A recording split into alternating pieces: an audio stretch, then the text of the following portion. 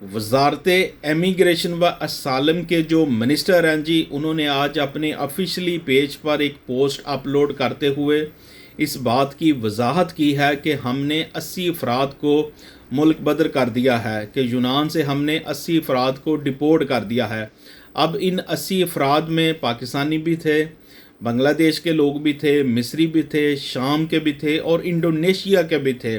और मज़ीद मिनिस्टर का ये कहना था कि आने वाले दिनों में हमने मज़ीद 550 के करीब अफराद को मुल्क बदर करने के इंतज़ामात किए हैं और हमारी अवलीन जो तरजीह है वो मुल्क बदरी ही है। तो नाजरीन, बहुत ज़्यादा वीडियोस में बाकायदा मिनिस्ट्री की तरफ से ये वजाहत की गई है कि बिल्कुल अब नए आने वाले महाजरीन को वेलकम, खुश आमदीद नहीं कहा जाएगा,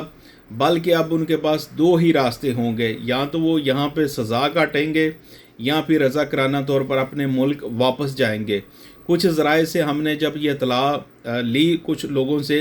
कि आया कि ये जो 80 अफराद डिपोर्ट किए गए हैं, इनमें किन किन कैटेगरी के लोग थे। तो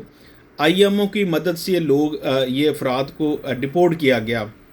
और ज़्यादातर जब IMO की तरफ से रज़ा कराना तौर पर अफराद को डिपोर्ट किया जाता है तो उसमें कुछ अपनी मर्ज़ी से जाते हैं और ज़्यादातर वो अफराद होते हैं जिन्होंने यूनान में कुछ गलत एक्टिविटी की होती है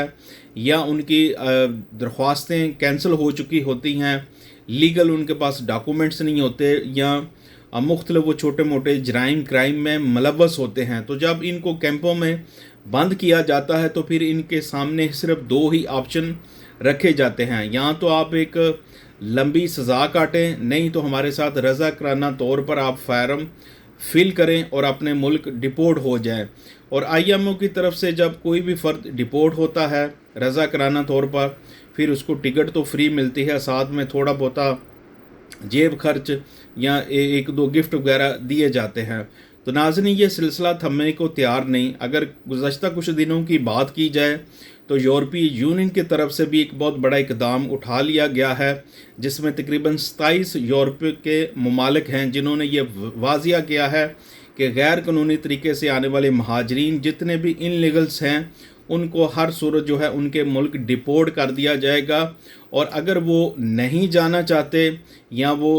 हमारे साथ कंप्रोमाइज़ नहीं करते तो फिर जो है 27 यूरोप के जो ममालिक हैं वो अपने मुल्कों के साथ साथ जो मुल्क उनको लगते हैं